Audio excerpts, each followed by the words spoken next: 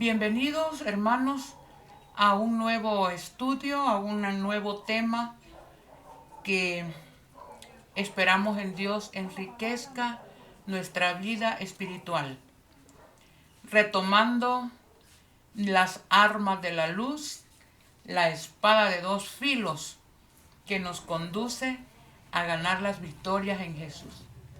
En esta ocasión vamos a estudiar un tema titulado Un nombre nuevo. Y para esto, antes de comenzar, vamos a inclinar nuestros rostros y encomendarnos a Dios. Oremos. Eterno y glorioso Padre, es grato nuevamente invocar tu nombre en este momento, con el único fin de que dirijas nuestros pensamientos, que abras nuestra mente para que podamos entenderte mejor cada día. Entender ese inmenso amor hacia nosotros. Queremos suplicarte, Señor, que nuestra mente pueda estar conectada con tu mente. Que nuestros pensamientos sean dirigidos al trono de la gracia, de tal manera que al estudiar este tema podamos salir altamente beneficiados. Que tu Santo Espíritu nos dirija a toda verdad. Bendice a cada uno de aquellos que están viendo o están oyendo este mensaje. Quédate en nuestros corazones. Lo pedimos en el bendito nombre de Jesús. Amén. Amén. Un nombre nuevo. ¿Por qué un nombre nuevo? Yo no sé a cuántos de ustedes les gusta el nombre que tienen. Algunas personas gastan en abogados para cambiar de nombre. Yo siempre estuve contenta con el nombre que tengo porque uno de ellos es bíblico, el otro no, pero el segundo nombre es el nombre de mi madre. Así que yo siempre me sentí muy identificada con mi nombre. Gracias a Dios. Pero en esta ocasión vamos a entender a través de la Biblia por qué es importante y necesario que Dios cambie nuestros nombres. Un nombre nuevo. Nuestra lectura vamos a comenzar leyendo Apocalipsis capítulo 3, versículos 1 y 2. Apocalipsis 3, 1 y 2. Y la palabra de Dios dice: escribe al ángel de la iglesia en Sardis, el que tiene los siete espíritus de Dios y las 7 estrellas, dice esto: yo conozco tus obras, que tienes nombre de que vives y estás muerto. Sé vigilante y afirma las otras cosas que están por morir, porque no he hallado tus obras perfectas delante de Dios. Este va a ser nuestro texto base para el estudio de esta ocasión. En primer lugar, escribe al ángel de la iglesia de Sardis. ¿Quién es este ángel? Bueno, ángeles tiene dos significados. Bueno, realmente es uno, pero dividido en dos definiciones. En primer lugar, ángel quiere decir mensajero. Mensajero. Escribe al ángel. ¿Sabe que hay mensajeros humanos y hay mensajeros celestiales? Voy a dar un ejemplo de mensajero humano. Mateo 11:10. Dice Mateo 11:10, porque este es de quien está escrito: yo envío a mi ángel. Ahí se traduce mensajero, ante su faz, que preparará tu camino delante de ti. Yo envío a mi mensajero. Ahí la palabra es a mi ángel. Y se está refiriendo a Juan el Bautista. Cientos de años atrás, ya Juan estaba en la profecía que iba a ir arreglando el camino del Señor. Así es que aquí la palabra mensajero se refiere realmente mensajero, ángel humano, porque este ángel se identifica con Juan. Cuando un mensajero o ángel es de celestial. Veamos ahora Hechos 12:7. Dice: de repente apareció un ángel, un mensajero del Señor, y una luz resplandeció en la cárcel. El ángel, el mensajero, tocó a Pedro en el costado, lo despertó y le dijo: levántate pronto. Y las cadenas se le cayeron de las manos. Aquí tenemos el concepto, el concepto ángel, refiriéndose a un ser humano, como en el caso de Juan, es ángel, mensajero, la misma palabra. Y ángel, un ser celestial de los que asisten al Señor en el cielo y están en su presencia. Este ángel, obviamente, este consejo escribe al ángel. No puedes referirse a un ser celestial, porque a un ser celestial que está en la presencia de Dios, no se le puede decir: tienes nombre de que vives y estás muerto. Así que se refiere entonces, dice, este ángel, obviamente,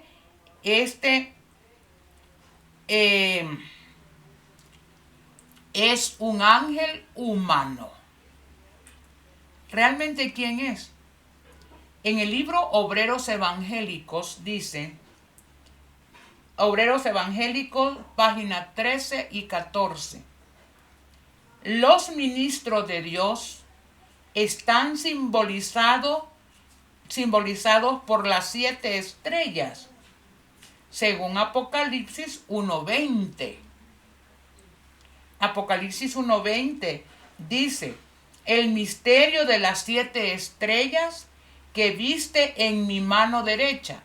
En Apocalipsis 1 Jesús está glorificado, paseándose por los 7 candeleros, y en su mano derecha él tiene 7 estrellas.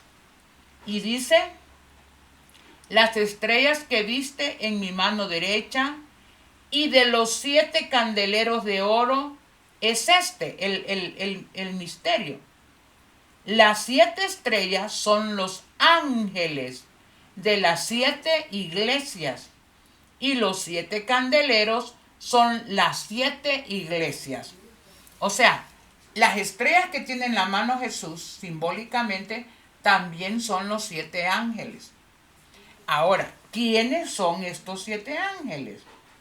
Ahora sí, dice en Obreros Evangélicos, página 13 y 14, dice: los cuales se hallan esas estrellas bajo el cuidado y la protección especiales de aquel que es el primero y el último. Los ministros de Cristo son los guardianes espirituales de la gente confiada a su cuidado. O sea, estos ángeles, si son humanos, es la representación de ángeles en las manos de Jesús, son realmente el ministerio de Jesús, personas guardianes de la iglesia. En Hechos de los Apóstoles se aclara más el asunto. En la página 467 dice: Cristo fue presentado como sosteniendo las 7 estrellas en sus manos, en su mano derecha.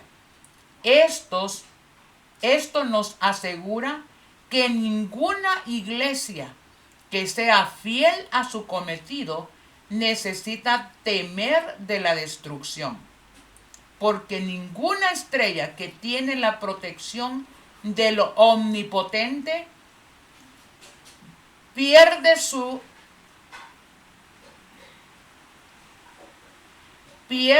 puede ser arrancada de la mano de Cristo. El que tiene las 7 estrellas es en su diestra, dice estas cosas. Estas palabras son dirigidas a los maestros de la iglesia, a aquellos a quienes Dios confió pesadas responsabilidades. ¿Qué significa? Las estrellas son los mismos ángeles. 7 estrellas en su mano son 7 ángeles. Estos ángeles representan el ministerio de Cristo, las personas a quien Dios les ha confiado tremendas responsabilidades en la iglesia. Así es que cuando dice, escribe al ángel de la iglesia de Sardis, a los ministros, a los maestros, a aquellas personas que enseñan la verdad a otros. Son ministros pagos y no pagos. En este caso, este ángel significa son los dirigentes de la iglesia, ya sean asalariados o no asalariados. Esto significa el ángel. Ahora dice Sardis. Ya vimos que esta carta va dirigida a todas aquellas personas que tienen responsabilidades en la iglesia, a la iglesia en sí. Sardis fue una ciudad importante a poca distancia del sur de Tiatira, con una ubicación comercial muy importante. El significado de la palabra Sardis es incierto, pero se le dice como canción de gozo o algo nuevo. Más o menos por ahí es lo que significa Sardis. Entonces se escribe a esta iglesia. Bueno, lo importante es que en todos los periodos de la iglesia, desde que Jesús la funda o la fundó a través de él como la roca de los siglos y los apóstoles, la original iglesia, la iglesia a partir de Jesús y de sus apóstoles iba a pasar diferentes épocas. Y Sardis es una de esas iglesias de la época cristiana. Y Jesús le dice lo importante. Miren, nosotros entre nosotros nos podemos engañar. Podemos tener apariencia de piedad, de religiosidad, pero solo Dios conoce realmente nuestras obras. Él dice a la iglesia de Sardis, a los que forman la iglesia de Sardis, conozco tus obras. Conozco tus obras. O sea, lo que vamos a ver ahorita viene de parte de Dios. O sea, de alguien que conoce realmente lo que es en sí la iglesia. Dice su amonestación, porque aquí hay una amonestación a esta época de la iglesia. Su amonestación es la de aquel que conoce a fondo los problemas de cada iglesia, de cada individuo, y que por lo mismo es capaz de indicar la solución apropiada y eficaz. La iglesia del Señor por los siglos ha tenido cosas hermosas, pero también ha tenido defectos. Y Dios trata de corregirla dándole amonestaciones y consejos. Eso es lo que le pasó a la iglesia de Sardis. Un problema serio en esa iglesia. Y creo que en algunas ocasiones, si somos honestos y sinceros, es un problema que tenemos nosotros los cristianos. Decimos que somos, pero realmente no somos. Entonces Jesús le dice, tienes nombre de que vives, pero estás muerto. Que tenemos vida en Cristo Jesús, que somos nuevas personas, nuevas criaturas, que somos una creación nueva, pero a veces seguimos iguales que antes. Y es aquí donde dice, tienes nombre de que vives, pero estás muerto.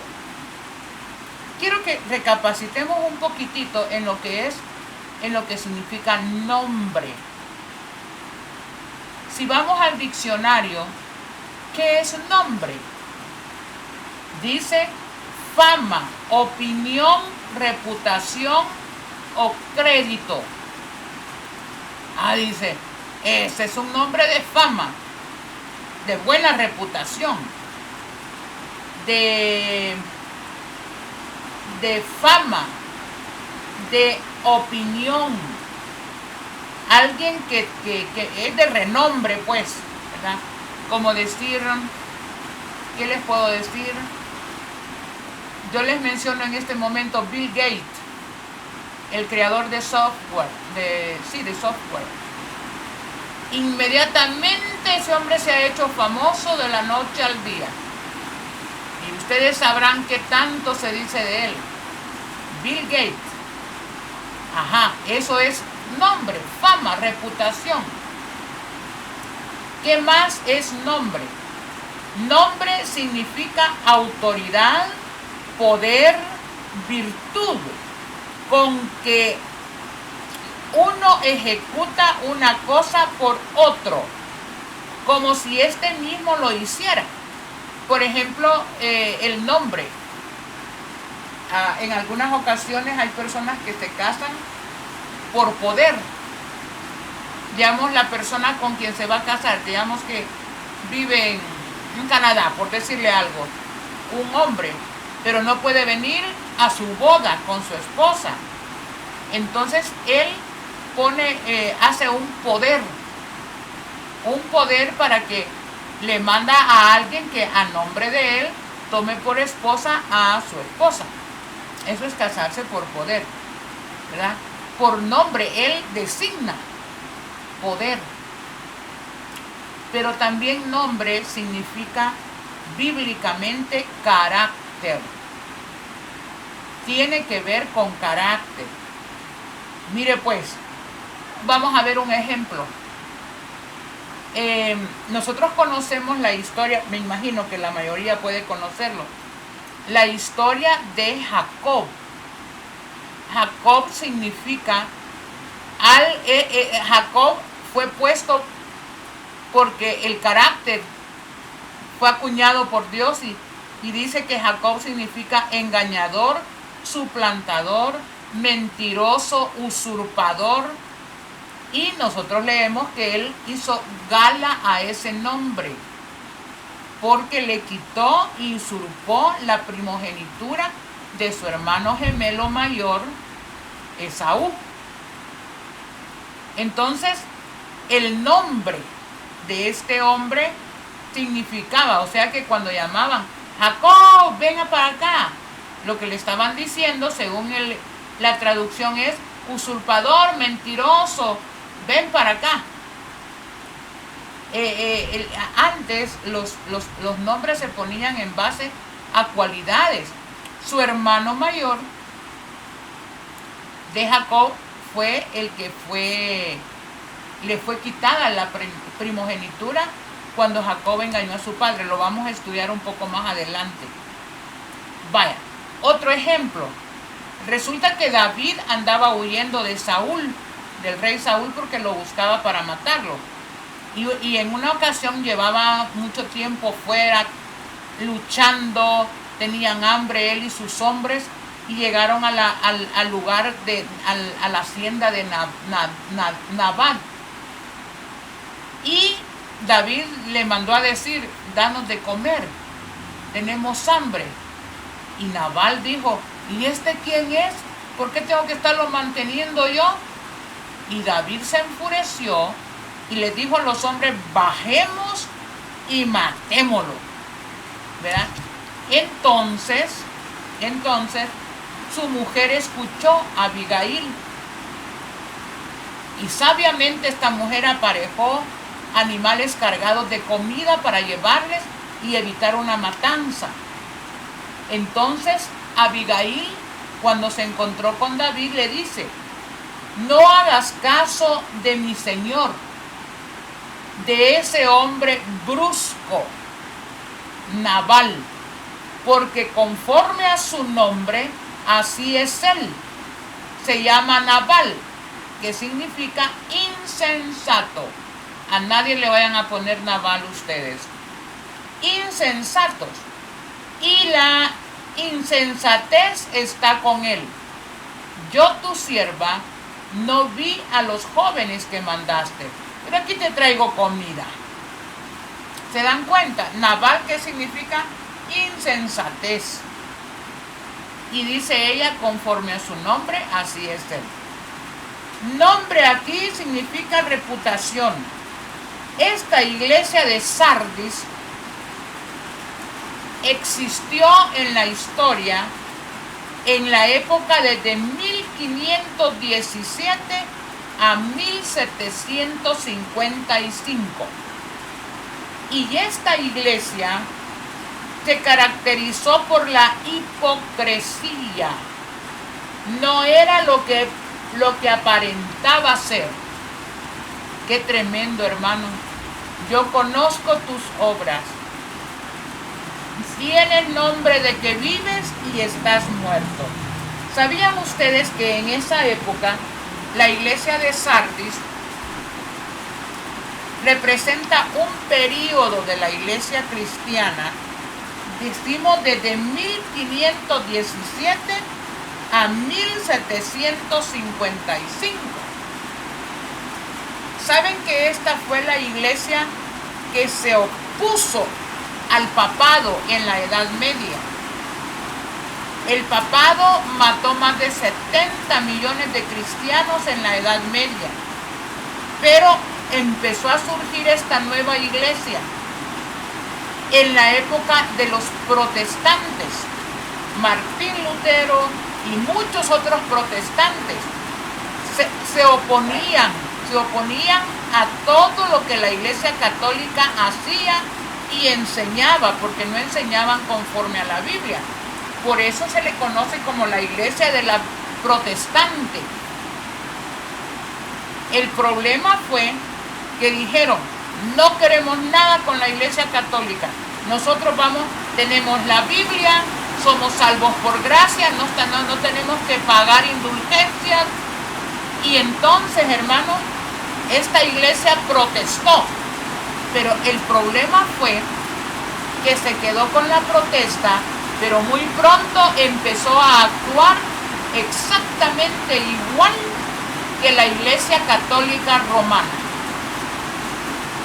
Por eso el Señor le dice, tienes nombre de que vives, pero por tus obras estás muerto. Ahora, es importante entender entonces por qué el Señor manda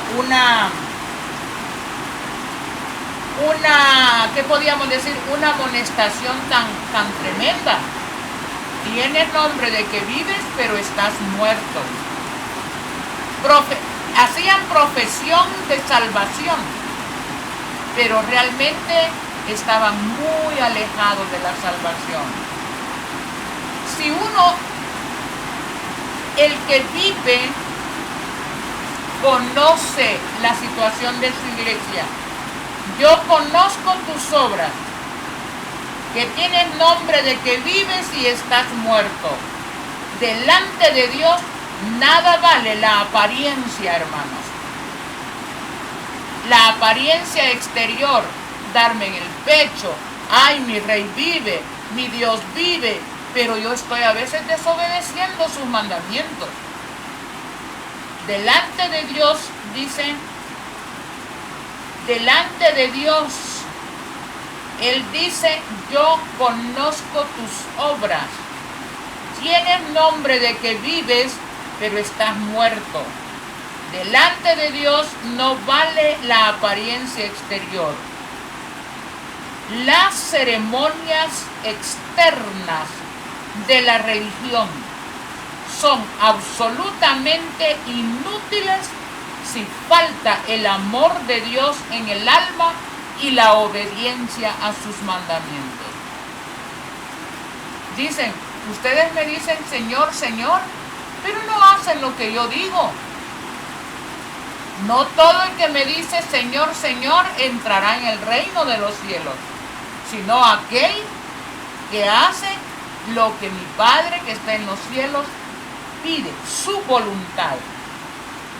En Apocalipsis 2:23 dice, y a sus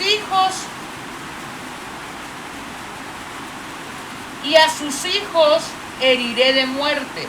No, perdón hermanos, estoy leyendo.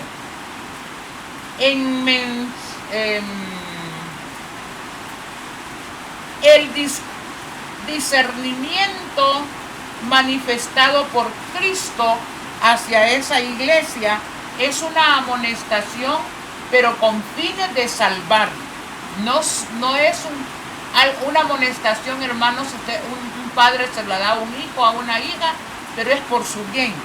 De la misma manera el Señor actúa por el bien de su iglesia. La historia de la apariencia de piedad es larga y triste en la Biblia, como en la historia del pueblo de Israel.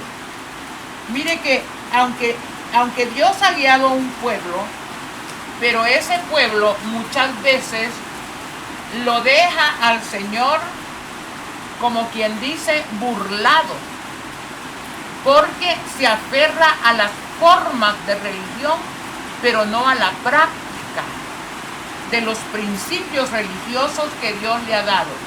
Vamos a ver algunos ejemplos en la palabra de Dios. Isaías capítulo 5. Busquen en su Biblia Isaías capítulo 5, versículos del 1 al 7.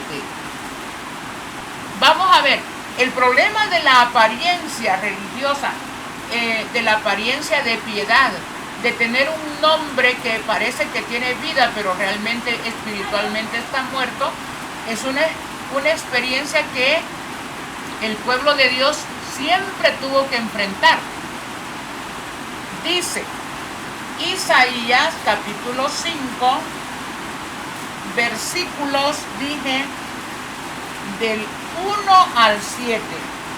Aquí escuchemos el problema en que había caído el antiguo Israel, parecido a lo que le pasó a Sardis del año 1500 al 1755. Y es el mismo problema que a veces en que caemos nosotros. Veamos. Ahora, yo siento esto que dice el Señor como con un tono de profunda tristeza. Ahora cantaré de mi amado un canto de amor por su vida. Tenía mi amado una viña en una ladera fértil. La había cavado, la había despedregado y plantado de vides selectas. Había edificado en ella una torre y un lagar, y esperaba que diese buenas uvas, y vio uvas silvestres. El 3. Ahora, vecinos de Jerusalén y varones de Judá, juzgad entre mí y mi viña. ¿Qué más había de hacer a mi viña? que yo no haya hecho? ¿Cómo esperando yo que diese buenas uvas, dio uvas silvestres? Esto es interesante, hermano. ¿Cómo Dios actuó en el tiempo pasado con ese pueblo de Israel? ¿Qué no hizo? Levantaba buenos reyes, levantaba profetas para orientarlos, y el pueblo rebelde y contumaz siempre se volcaba contra su Dios. Esta historia es antigua.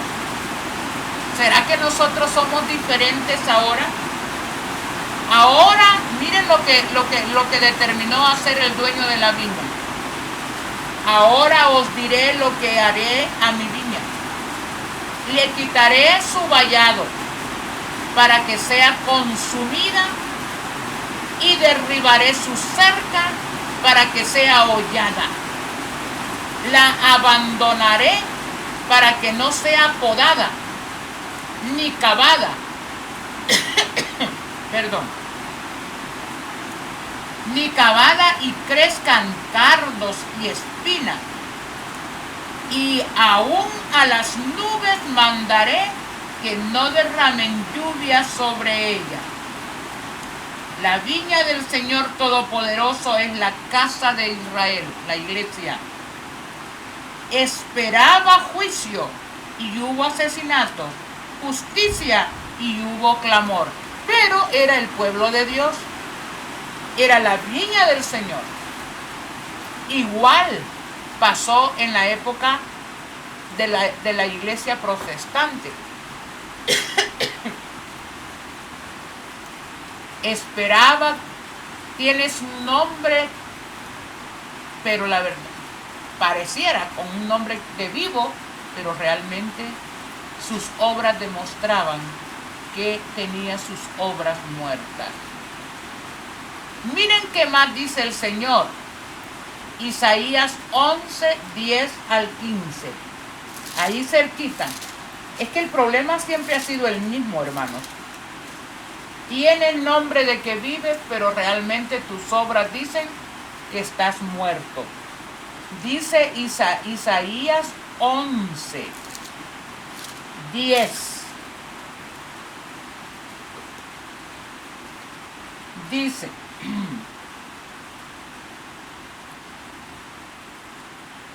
no, perdón, Isaías 1, disculpen, hermano. Isaías capítulo 1, versículo 10 al 15. Isaías 1, 10 al 15. Miren, esta es la iglesia de apariencias, que hace cosas que aparentemente están correctas porque Dios las pidió, pero su corazón y su carácter realmente nada que ver con sus obras. Veámoslo. Dice, gobernantes de Sodoma, oíd la palabra del Señor. Escuchad la ley de nuestro Dios, pueblo de Gomorra. Y luego habla Dios. ¿Para qué me sirve, dice el Señor, la multitud de vuestros sacrificios? Saben que en el tiempo antiguo Dios había establecido todos los rituales, matar un corderito. Mientras Jesús no moría, el pueblo de Israel fue dotado de instrucción que tenía que confesar sus pecados sobre la cabeza de un corderito. Lo mataba, ese corderito era sacrificado, quemado, su sangre asperjada adentro del santuario. Eso Dios lo había establecido. Pero ¿por qué razón, si Dios lo había establecido, por qué Dios se expresa así? ¿Para qué me sirve, dice el Señor, la multitud de vuestros sacrificios? Hastiado estoy de holocaustos, de carneros, de grasa de animales gordos. No quiero sangre de bueyes, ni de ovejas, ni de machos cabríos. ¿Quién demanda esto de vuestra mano cuando venís a presentaros ante mí para hollar mis atrios. Mire, ¿para qué vamos a la iglesia? Vamos a la iglesia a veces, disculpen, pero a exhibir la moda, el vestido. ¿A qué vamos a la iglesia, hermano? ¿Es malo ir a la iglesia? Claro que no es malo. El pueblo de Dios, ¿era malo ofrecer el corderito? ¿Era malo ofrecer el macho cabrío? Si eso Él lo había establecido. Porque es que eso llegó a apestarle a Dios. Miren lo que sigue. Dice, no me traigas más vana ofrenda. El incienso me es abominación. Luna nueva, sábados, el convocar, el convocar asamblea, no lo sufro, ya no lo puedo soportar. Vuestras fiestas son una iniquidad. Detesto vuestras lunas nuevas y vuestras fiestas establecidas. Me son gravosas, cansado estoy de soportarlas. ¿Por qué? Cuando extendéis vuestras manos para orar, esconderé de vosotros mis ojos, aunque multiplique las oraciones, no escucharé. ¿Qué es lo que estaba pasando, hermanos, en este momento? El pueblo de Israel se había aferrado a los ritos religiosos, pero sus corazones estaban llenos de maldad, de hipocresía. Eran el pueblo de Dios y hacían la liturgia, hacían todas las ceremonias, hacían todos los sábados. ¿Acaso Dios no dio el sábado para que se guardase? ¿Por qué aquí Dios habla, dice, ya no soporto? No es que Dios estaba diciendo, ya no guarden mis mandamientos. El problema es, hermanos, que muchas veces somos miembros que ante la gente aparentamos, pero realmente dentro de nosotros hay tremendo, pero tremendo problema de hipocresía. ¿Qué motiva nuestros actos? ¿Qué motiva nuestra acción religiosa? ¿El amor a la salvación? Hay mucha gente que digan, voy a ir a la iglesia para salvarme. ¿Y quién le ha dicho que la iglesia salva? Que yo voy a dar mi ofrenda, mi diezmo para que Dios me bendiga. ¿Y quién le ha dicho que es el diezmo que bendice o la ofrenda? Estamos entendiendo mal el evangelio, hermanos. ¿Aún debemos o no debemos guardar el sábado? Sí. ¿Pero por qué? ¿Por qué Dios dice detesto? Porque muchas veces, hermanos, somos buenos para aparentar guardar el sábado, pero porque queremos, guardando el sábado, que Dios nos salve. Error. Error, hermanos. Guardamos la ley de Dios y el sábado porque ya Jesús nos salvó. Y ya salvo, yo estoy en armonía con su ley. Jesús perdonó mi pecado y me da poder para vivir de acuerdo a sus mandamientos. Eso ya es diferente. Y les voy a dar algunos ejemplos de esa situación de algunas personas que menciona la Biblia que tenían esa confusión en su mente. Miren, una de ellas es Nicodemo. Nicodemo era parte del Sanedrín en los tiempos de Jesús. Era un rabino, un maestro de la ley. Los rabinos, los fariseos, habían creado cantidad, pero cantidad de normas para guardar el sábado. Habían hecho del sábado algo que Jesús nunca hizo. El sábado es para gozarnos con el Señor.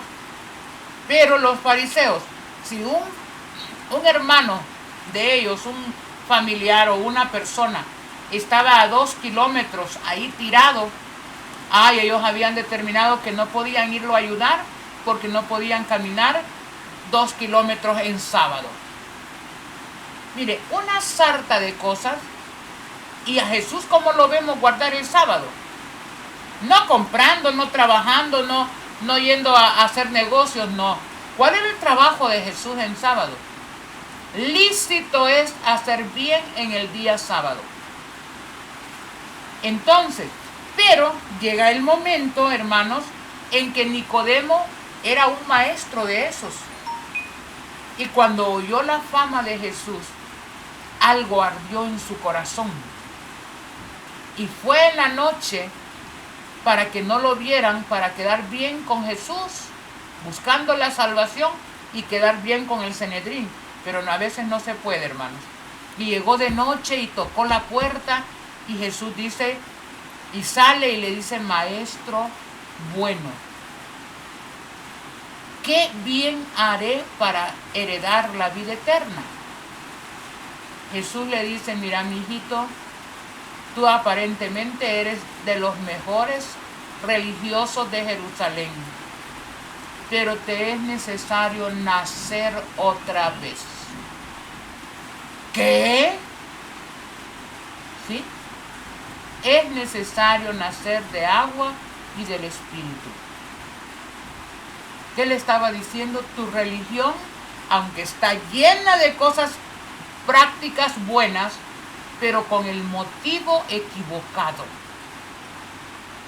Le dijo al Señor, es necesario que cambies tu corazón completamente.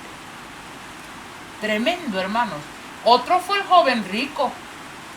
El joven rico le dijo al Señor, Señor, yo quiero seguirte. ¿Qué puedo hacer para heredar la vida eterna? Inmediatamente Jesús le dice, guarda los mandamientos. Oh, si de eso se trata desde chiquitito, yo me sé la ley de memoria. Así, en apariencia. Porque el mandamiento dice, amarás a Dios con toda tu mente, con toda tu alma, y a tu prójimo como a ti mismo. Si la has guardado, y si la estás guardando, demuéstralo. Vende todo lo que tienes, repártalo entre los pobres y venga y sígame. Mire, en religiosidad el muchacho guardaba la ley, pero en el fondo, hermanos, su Dios realmente era el dinero, la ambición egoísta, y no pasó la prueba, aunque era una buena persona. Muchas veces nosotros damos la apariencia. Yo conozco tus obras, tienes nombre de que vives, pero estás muerto. No hay nada que un hijo deteste tanto, hermanos, como ver a su papá servir en la iglesia, pero pegarle a la señora en la casa o insultar. A veces nuestros muchachos en la religión se echan a perder porque les enseñamos de palabra una cosa, pero con nuestros actos estamos muertos en vida. Yo conozco tus obras. Tienes nombre de que vives, pero estás muerto. Nosotros, hermanos, debemos, Colosenses 3:5. Vamos a ver cómo estamos muertos todavía. Podemos estar en la iglesia, pero muertos en delitos y pecados. Pero estamos en la iglesia. Tenemos una apariencia. Colosenses 3:5 dice, por tanto, haced morir en vosotros lo terrenal, fornicación, impurezas, pasiones lascivas, malos deseos y la avaricia, que es idolatría. ¡Wow! Yo puedo estar en la iglesia y estar en fornicación. Nadie lo sabe, pero yo, la apariencia, gloria a Dios, alabado sea Dios. Por supuesto, hermanos, que ahora, incluso cuando aquí dice fornicación, impurezas, pasiones lascivas, malos deseos, ahorita usted solo puede abrir el internet y pasar horas Hay adulterio en internet, hay fornicación en internet, hay pasiones lascivias en internet. Eso se llama pornografía. Sencillo. ¿Qué es lo que tiene la mente de los jóvenes ahora en día? Aún de gente casada, pagando mal por internet a sus parejas, a sus esposos, a sus esposas. Ajá, pero yo puedo tener apariencia de piedad. Dice también Gálatas 5, 18 y 21. El pueblo de Dios dice, con sus labios me honra, pero su corazón está lejos de mí. Gálatas 5, 19 al 21. Mire esto. Manifiestas son las obras de la carne: adulterio, encabezamiento, hermano, fornicación, inmundicias, lascivia, idolatría, hechicerías, enemistades, pleitos, celos, explosiones de ira, contiendas, divisiones, sectarismos, envidia, homicidios. Y aquí decimos, ay, por lo menos yo no soy homicida en la lista. Hermanos, Jesús dijo, si va pasando alguien por ahí y a mí me cae mal, ya en mi mente ya maté. A veces se mata a una persona, a veces odiándola, no la puedo ver. Qué triste. Eso es matar, así dijo Jesús. Orgías y cosas semejantes. Los que practican tales cosas no heredarán el reino de los cielos. ¿Qué sigamos? Porque la lista es larga. ¿Qué nos hace, hermanos? Hay muchas cosas de estas. Por ejemplo, la envidia. La envidia, hermanos. Si envidiamos algo de otra persona, ese pecado está en mi mente. Pero es tan grande como matar, como robar, como fornicar, adulterar. Apocalipsis 21:8. Pero los cobardes, incrédulos, los abominables, homicidas, los fornicarios, los hechiceros, los idólatras y todos los que mentirosos tendrán su parte en el lago que arde con fuego y azufre. Y algo más. Apocalipsis 22:15. Pero quedarán fuera los perros y los hechiceros, los disolutos, los homicidas, los idólatras y todo el que ama y practica la mentira. ¡Wow! ¿Será que yo puedo tener una apariencia en la iglesia, pero parte de todo esto me afecta de una o de otra manera? Queridos hermanos, por eso el consejo de Jesús a esta iglesia es el consejo: sé vigilante y reanima lo que está por morir en nosotros. Estamos esperando el acontecimiento más sublime de la historia de la raza humana. Dos sucesos importantes: el cierre de la gracia y la segunda venida de Jesús. El cierre de la gracia es antes de la segunda venida de Jesús. Grandes cosas están pasando a nuestro alrededor que nos dicen que el mundo está despedazándose moralmente, políticamente, religiosamente, y nosotros tenemos, dice, sé vigilante y reanima lo que está por morir. Tenemos suficientes señales en el mundo físico, político, económico, social, moral, religioso, de que Jesús nos amonesta que está por llegar el fin de la gracia. Ahora, ¿qué podemos hacer, hermanos? ¿Qué debemos hacer? ¿Qué deberíamos hacer? ¿Qué es lo que nos deja a nosotros el Señor que hagamos? ¿Qué consejo nos da el Señor? Vamos a empezar a ver esta parte. Esta es la parte tan sencilla, pero que no hemos entendido. Creemos que por hacer ciertas cosas buenas, ya Dios nos va a salvar. Hermanos, ninguno, dice, no por obras, dijo Pablo, para que nadie se gloríe. Nosotros somos salvos por la gracia del Señor, por su misericordia. Si yo fuera una prostituta en este momento, pero conozco a Dios y me arrepiento de todo corazón, no tengo que hacer más nada que aceptar el perdón y la oferta de salvación que da mi Señor. No tengo que ir de rodillas 2 kilómetros, no tengo que pagar ofrendas, no tengo que dar muchos días. No, hermanos, Dios nos salva por su gracia y nos ayuda de ahí en adelante a vivir vidas de santidad. Bueno,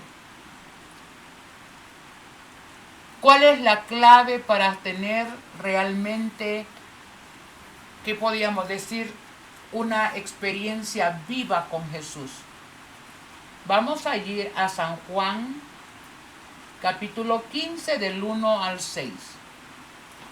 Permaneced en mí y yo en vosotros, como el pámpano no puede llevar fruto por sí mismo si no permanece en la vid, tampoco vosotros, si no permanecéis en mí. Yo soy la vid y vosotros los pámpanos. El que permanece en mí y yo en él, éste lleva muchos frutos, pero separados de mí, nada podéis hacer. Cumplir la ley de Dios, hermanos, por nuestra cuenta es imposible. Pero ¿cuál es la clave aquí? Permanecer en mí. Hermanos, debemos pasar de recitar la Biblia por recitarla y cumplirla. Y para cumplirla necesitamos el poder del Espíritu Santo para que transforme nuestras mentes, que domine nuestras voluntades, que odiemos el pecado en todas sus formas. Y dice, el que permanece en mí y yo en él, este es el que lleva buenos frutos. Porque alejado de mí, nada podéis hacer. Habemos cristianos que solo cantamos en los cultos, solo asistimos a los cultos, ahí leemos, pero no nos alimentamos en nuestros hogares en forma personal, no oramos. Alguien dijo, poca oración, poco poder. Mucha oración, mucho poder. Nada de oración, nada de poder. ¿Cuánto pasamos orando? Poniendo nuestras cargas, nuestras debilidades, nuestros pecados en el altar del Señor día a día, para que Él con su sangre bendita me perdone y me ayude a vivir una vida apegada a sus mandamientos. ¿Cuánto pasamos? ¿Saben ustedes que a veces peleamos con el personaje equivocado? Yo voy a poner un ejemplo. Y luego vamos a ir a Génesis. A Génesis 27. Génesis capítulo 27, versículo 22.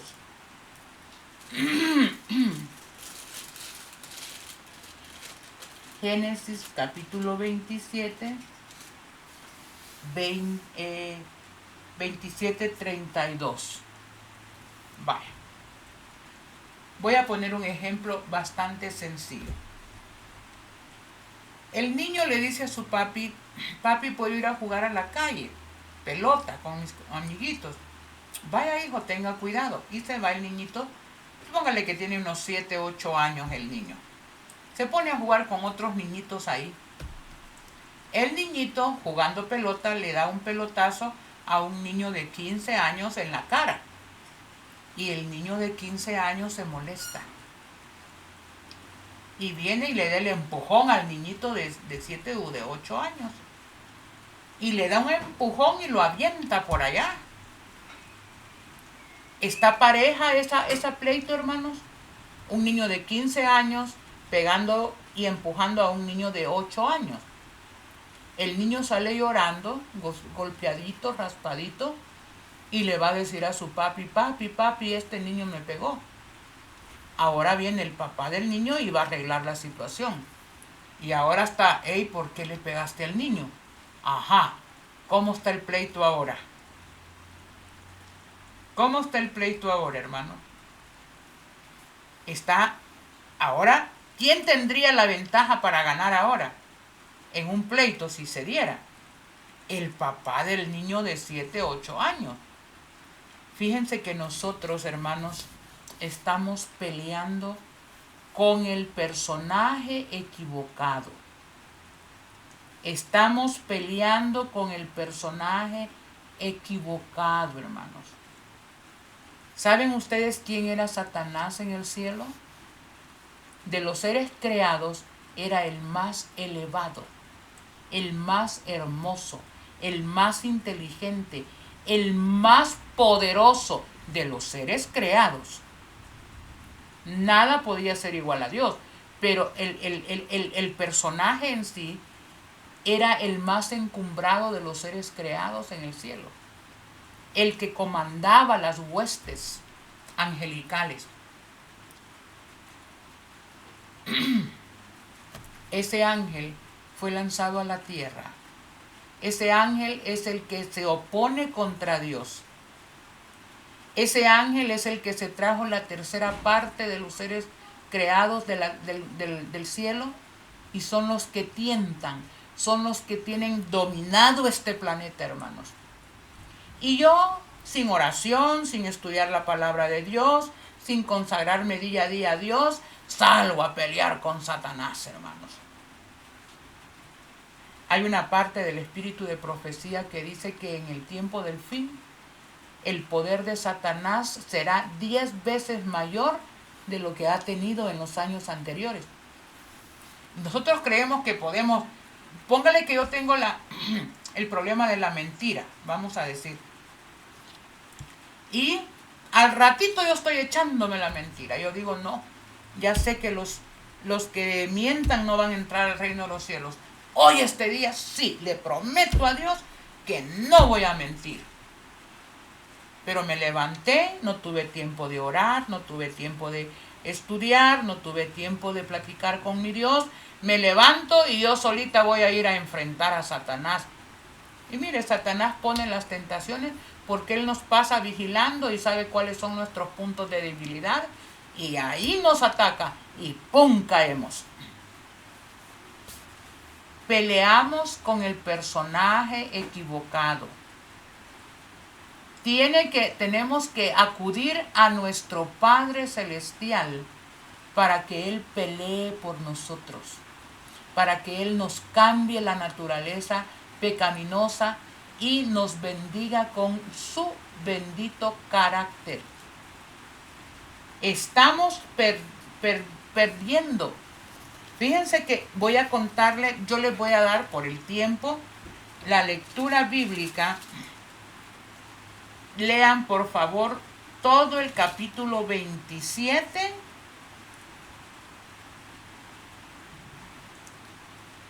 El capítulo 27 y luego se van a pasar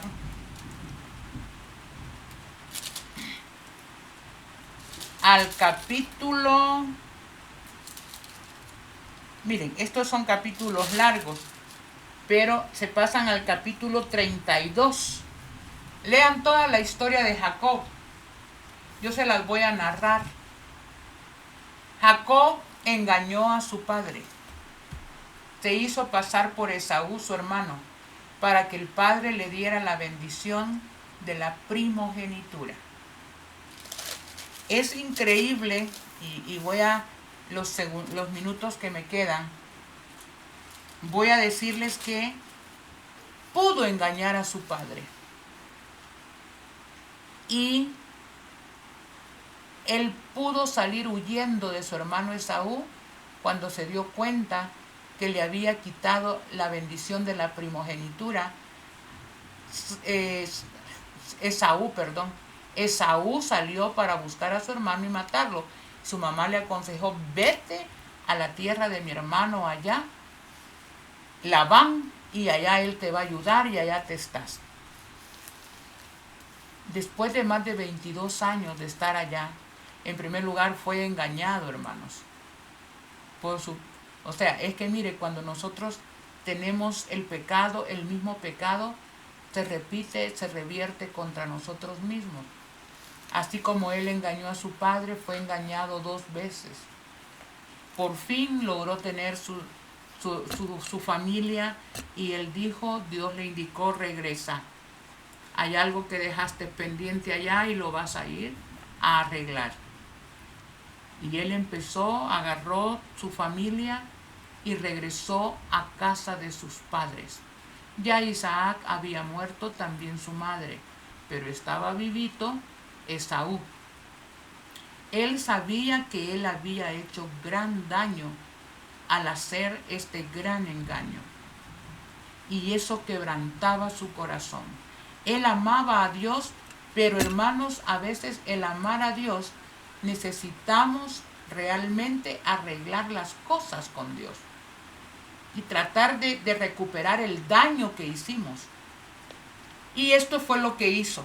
Agarró su familia y comenzó a caminar rumbo a su hogar. Su hermano se dio cuenta y con 300 hombres iba para ponerle y reclamarle y ponerle en su lugar. Jacob llevaba toda su familia, sus tenencias, que eran ganado y todo, ¿verdad? Y él mandó una ofrenda, un presente a su hermano para aplacar la ira. Pero hay algo que a Jacob realmente, hermanos, ¿qué podíamos decir? Estaba al borde de la desesperación. Saber si Dios iba con él por el pecado que había cometido. De esa cuenta, Jacob sintió la necesidad de pelear a solas con Dios. De orar. Entonces pasó lo siguiente, miren. Lean Génesis capítulo 32 del 22 en adelante. Aquella noche, Jacob se levantó, tomó a sus 2 esposas, sus 2 siervas y a sus 11 hijos, y pasó el vado de Jaboc. Les hizo pasar el arroyo e hizo pasar todo lo que tenía. Y Jacob se quedó solo. Esta es la experiencia, hermanos, que nosotros tenemos que pasar. Jacob se quedó solo y luchó con él un varón hasta el amanecer. ¿Quién era este varón? Y cuando el varón vio que no podía con él, tocó el encaje de su muslo y se descoyuntó el muslo de Jacob mientras luchaba con él. El varón le dijo: déjame que raya el alba. Y Jacob respondió: no te soltaré si no me bendices. Y el varón le preguntó: ¿cuál es tu nombre? Y él respondió: mi nombre es engañador, usurpador, mentiroso y todo lo demás. Y él le dijo: no te llamarás más Jacob, sino que Israel, luchador con Dios, porque has peleado con Dios y con los hombres y has vencido. Entonces Jacob le preguntó: por favor, dime tu nombre. Y él respondió: ¿por qué preguntas por mi nombre? Y lo bendijo ahí. Y Jacob llamó a ese lugar Peniel, rostro de Dios, porque dijo: vi a Dios cara a cara y mi vida fue librada. Hermanos, nos estamos acercando a los acontecimientos finales. No podemos dilatar más. Debemos pedir en este momento, hermanos, que Dios cambie nuestro nombre, cambie nuestro carácter. Que ese nombre, póngale que yo soy chismosa. Debo buscar que Dios cambie mi carácter y diga verdadera. Porque el chisme es mentira, el chisme no es correcto. ¿Qué es el pecado que está dentro de nosotros que tenemos que decirle al Señor, Señor, yo soy la adúltera, adúltero, fornicario, mentiroso, ¿qué celoso? ¿Qué soy yo? ¿Me gusta odiar a las personas? Hermanos queridos, si hay algo que a mí me conmueve de esta historia, se los voy a contar, es que ¿quién puede pelear contra Dios y salir victorioso? Estoy hablando del Dios Todopoderoso, hermano. ¿Quién? ¿Qué ser? Pero ni siquiera Satanás con todo su poder. Es un ser vencido. ¿Quién puede vencer a Dios? Pero fíjense que yo en esta historia veo a un Dios que se deja vencer por un ser humano horrible.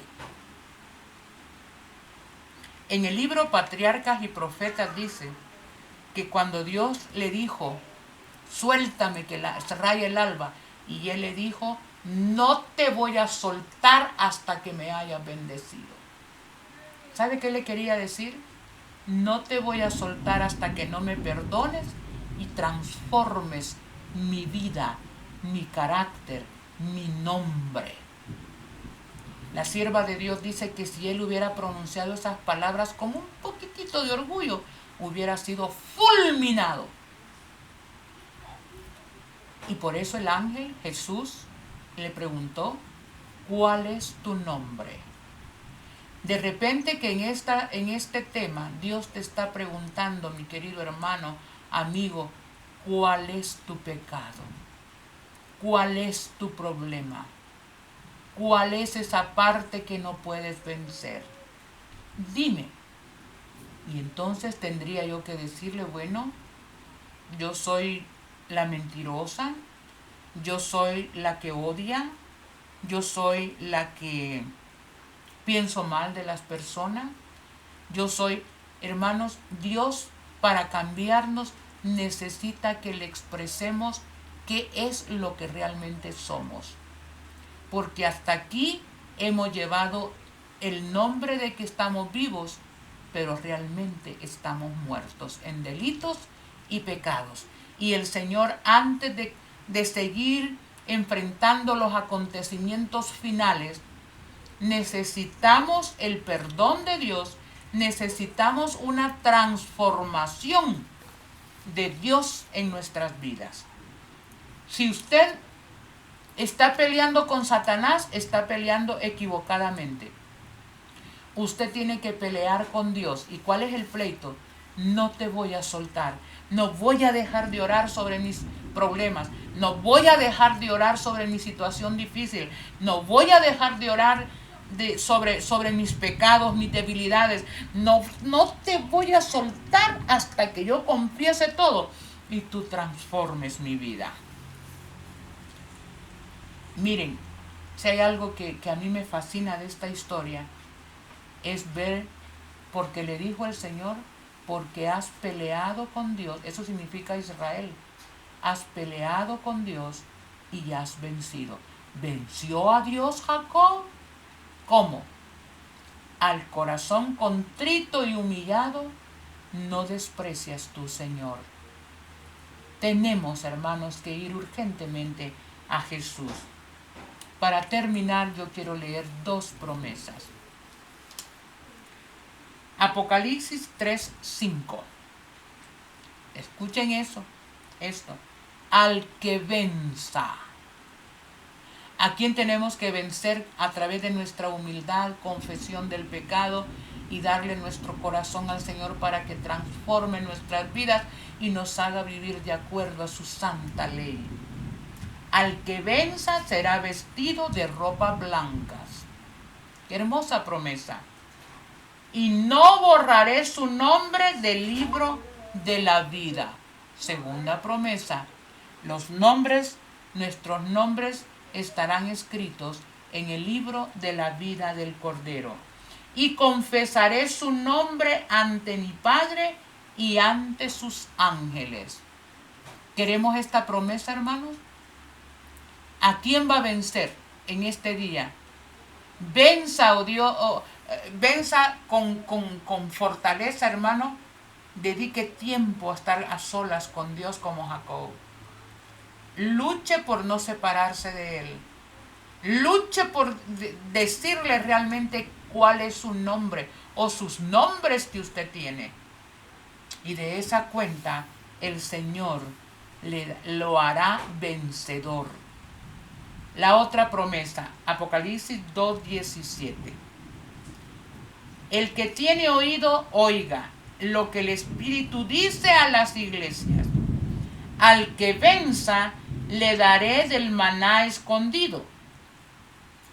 Le daré una piedrecita blanca y en ella escrito un nombre nuevo que ninguno conoce sino el que lo recibe. Ese nombre nuevo, usted va en el cielo, va a dar una piedrecita con un nombre nuevo, que es la característica de su carácter, vencida, y ahora ese nombre nuevo solo usted lo conoce. Porque yo no conozco su vida y usted no conoce mi vida. Yo no conozco sus pecados, usted no conoce los míos. Pero yo conozco tus obras. Hay uno que sí lo conoce. Y que tienes nombre de que vives, estás muerto. Pero ahora el Señor nos ofrece un nombre nuevo. ¿Qué nombre será? Ese será su secreto entre Dios y usted. Que Dios nos bendiga, hermanos, para que podamos vencer y obtener esas promesas. Ya no queremos ser hipócritas, ya no queremos apariencia de piedad. No, hermanos, Dios quiere cristianos genuinos. Para enfrentar lo que viene, tenemos que tener esa tremenda bendición. Dice al final en Apocalipsis 14 del 1 al 1 que los 144,000 tienen el nombre del Padre escrito en su frente y el nombre del Cordero. Eso significa el carácter de Dios. Yo espero que en esta hora Dios nos haga vencedores y que muy pronto tengamos esa piedrecita que va a ser nuestro secreto entre Dios y nosotros. Que Dios bendiga a cada uno de ustedes. Oremos. Amante y querido Padre, aquí estamos. Gracias por tu palabra. Gracias porque a través de ella podemos reconocer nuestra condición. No hay nada que nos recomiende delante de ti. Todo en nosotros es como suciedad. Pero gracias por la sangre preciosa de Jesús. Gracias porque siendo todopoderoso, te dejas vencer cuando estamos humillados delante de ti y reconocemos lo que somos, y entonces tú nos perdonas y nos das un nuevo carácter parecido al tuyo. Aquí estamos. Ese es el milagro que queremos en esta hora, Señor. Ayúdanos a ser humildes y a reconocer toda nuestra maldad y pecado para que tú puedas limpiarnos y emblanquecernos en la sangre de Jesús. Quédate con nosotros, Señor, y permite que no nos desprendamos de ti, que estemos estudiando, orando, conversando contigo todo el tiempo para que podamos ser hechos a tu imagen y semejanza nuevamente. En tus manos benditas nos encomendamos en el nombre de Jesús. Amén. Amén.